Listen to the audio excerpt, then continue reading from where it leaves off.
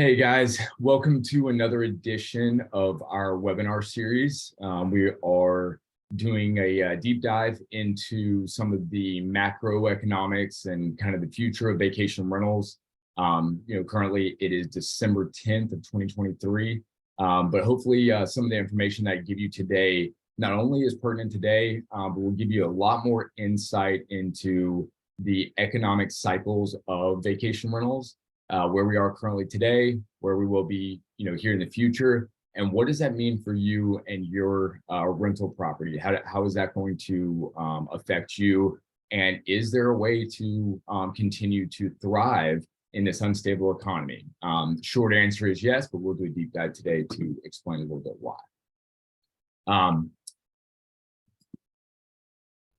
What is the problem?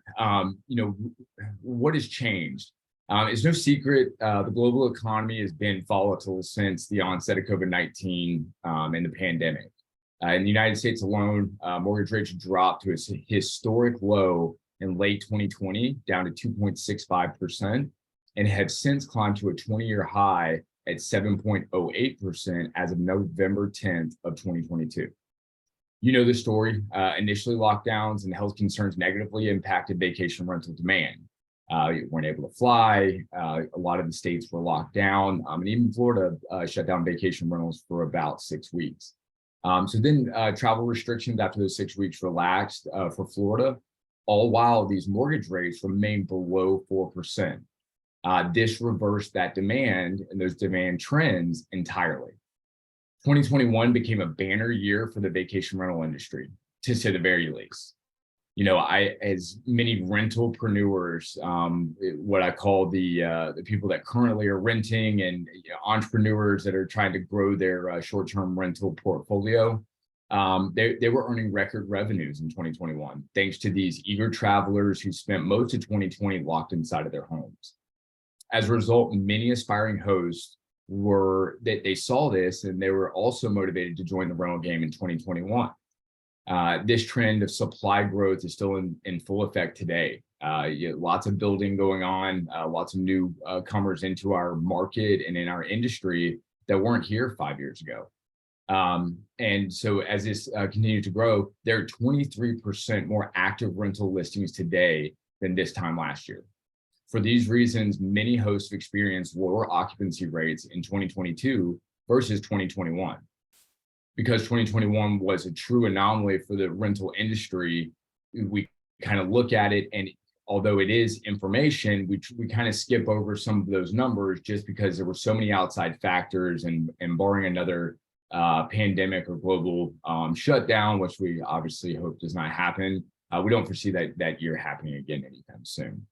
The looming recession, US is at a 50% risk of falling into recession, but Europe is closer to a 60 or 70% chance. And what does that mean?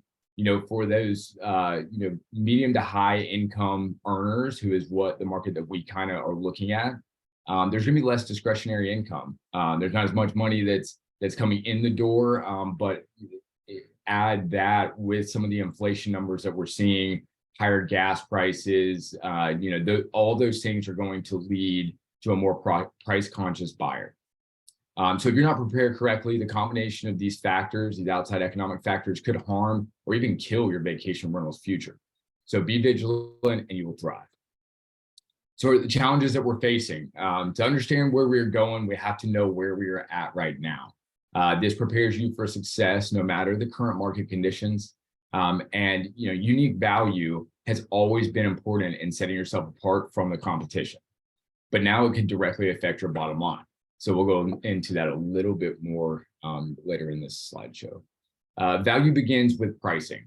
To have a chance to sell your property's value, we have to compete aggressively in pricing in this new economic era that they're moving into.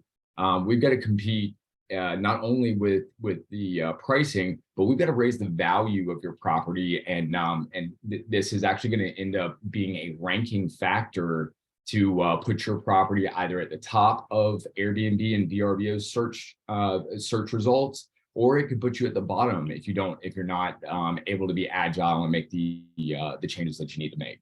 So we'll go a little bit more into this, but our goal is to price competitively. So we're in those top 5 options for a traveler so that we can start to compete with value at that point and start answering some questions and showing that we're the not only the right property for them to stay with, but also the right management company that's going to treat them the right way. So this year's occupancy rate was slightly lower than last year's, leading to many claims that the demand for vacation rentals was slowing. So short-term rental demand actually increased from 2021 to 2022, surprisingly. And that's total nights booked raised almost 9% across the board for our area. In actuality, demand, it was definitely stronger than last year, but that declining occupancy has instead been caused by the increasing supply. So understanding how both supply and demand, the 2 variables that contribute to occupancy rate change at a local market level, helps you guys as owners, property managers, as those that are kind of overseeing the management of your property, or maybe that you manage yourselves. But it's going to help you create strategies to react appropriately to these market shifts. This is a little bit of some insight into the lodging industry business cycle. Understand it and you will thrive. I'm not going to go too much in depth with this because our longer video, I spent about 10 minutes or so going through all the different pieces of this graph here. But just know that kind of where we are currently and what we're looking at is, we're seeing ourselves over here in this. We're seeing ourselves over here as the rapid development. We just saw everybody's been seeing that in all their markets. This says lodging rates decline leads other sectors. Now, this is actually lags other sectors. This is a typo here. But we have a lot of owners that are in the mortgage industry. I've got a couple of mortgage brokers that are owners of ours. Also have some real estate brokers and real estate team leaders that they have kind of been our leading indicator, and mortgage rates, it starts with mortgage rates, or it starts with the Fed really kind of adjusting kind of the money supply, which leads to changes in what the interest rates are and investors' ability to purchase or to acquire money. But the kind of lagging indicators there are, once you have higher interest rates, real estate values tend to start to drop. And once those real estate values start to drop, then you start seeing a little bit more competition in the vacation rental space. And you also see, again, some of that discretionary income, starts to dwindle a little bit. So knowing where we're at is very important. But where we are today is that occupancy we talked about, that it was declining. That average daily rate is soon to follow. Our average daily rate went up this year, although there were about 50% of properties on 30A that had lower rental revenue this year than they did last year. So that could be a lot less occupancy, or that could mean that they did not adjust their average daily rate based off of the demand they were seeing. And they could only be, maybe 5, 7, 10% higher than the rest of the market. But that could end up affecting their bottom line closer to 15, 20, 25%, just because we're getting into a higher competition market. Now, during the phase of recovery, growing occupancy rates will push up average daily rates and profit margins. Then there's usually a trigger of some sort that will announce that lodging decline and the cycle begins all over again. So for all you pessimists out there, it's also important to note that being at the peak of the growth stage doesn't necessarily mean an immediate decline.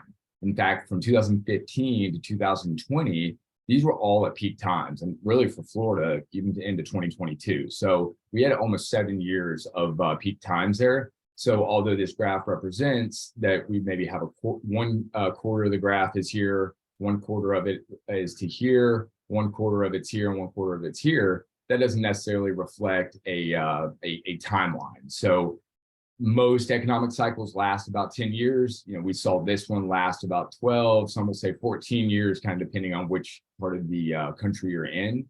But that means that we were seeing those peak rates and that increasing rate for about 7 years. So those are all good numbers. And leads to us looking at that and saying that we have a little bit more firm market, something that's not as volatile, and that's something that is good looking into the future.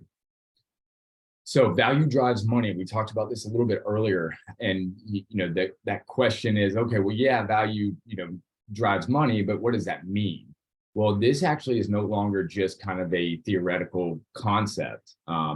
We initially were, when I started in vacation rentals, and of course I've been in the real estate industry for about 12 years now, but when we started in vacation rentals, we saw, what was the most important thing that we were looking at? What were the most important things that guests were looking at to be able to book a property? And those were reviews, right? People wanted a good location. They wanted to be where they needed to be. But when they started looking at reviews, they could start to build a value case for a property that maybe wasn't in the perfect location. But because of the reviews, they say, hey, you know what, this actually might be a better fit for our family based off of the amenities and items that they provide. So this was something that people looked at, but now what we're seeing is that Airbnb is actually using a value score over reviews to rank the properties in their search results. So the higher your value score is, even though reviews are still important, the higher your value score is, the better you're going to be able to do from a revenue perspective, because you'll have more attention, more eyeballs on your property, and you'll be a little bit more easy to find in those search results. So new value score more important than reviews. We just talked a little bit to this, but Airbnb announced a shift in November of 2022 in their ranking algorithm, prioritizing this value score over reviews. So what does this mean? Prior to now, if your properties were receiving a perfect 5 out of 5 score for value, it wasn't necessarily a good thing. It meant that guests found your listing to be extremely good for the value or for the money.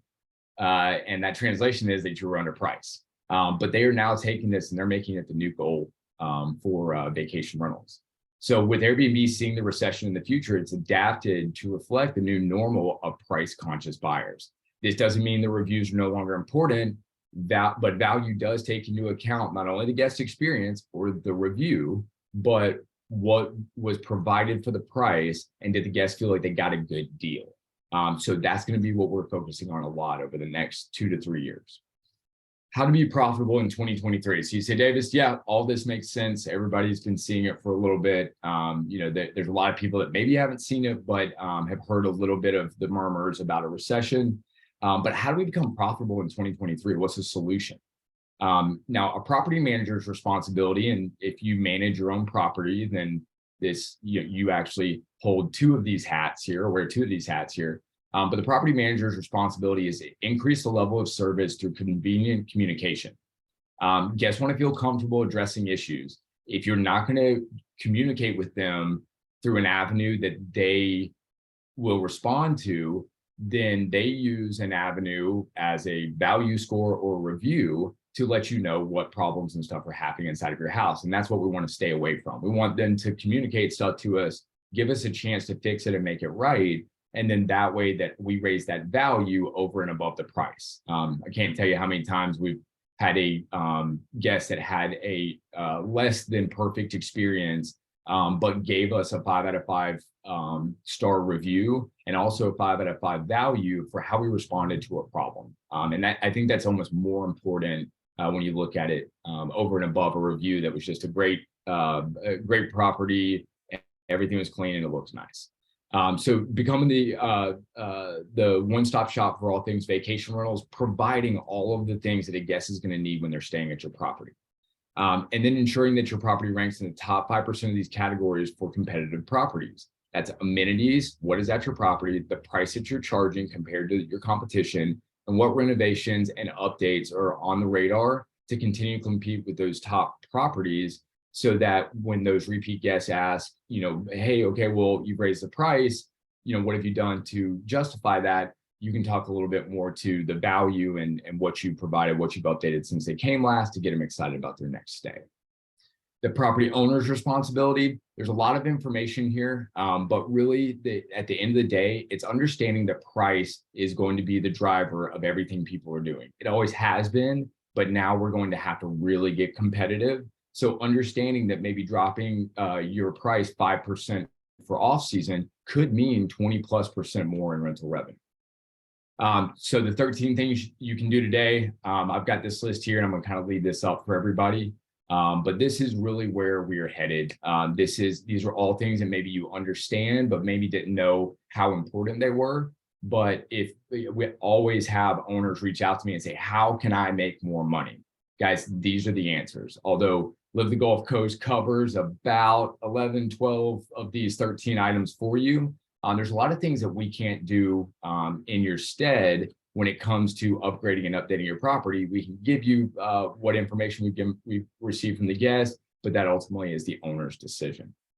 So want to make a quick video today. I'm going to link below the video that I did that's about an hour, go into a little bit more depth about what we're seeing, how marketing is going to affect the next 2 or 3 years in rental revenue, and how you need to be a lot sharper in your marketing. But also goes into a little bit more into that economic cycle and what we're going to be seeing here in the future. So please go ahead and smash the like button below, subscribe to the channel. We're going to be posting some videos about once a month here, and maybe a little bit sooner, just depending on what we're seeing and if trends start to change. So go ahead and subscribe, smash that like button, and we'll see you on the next one.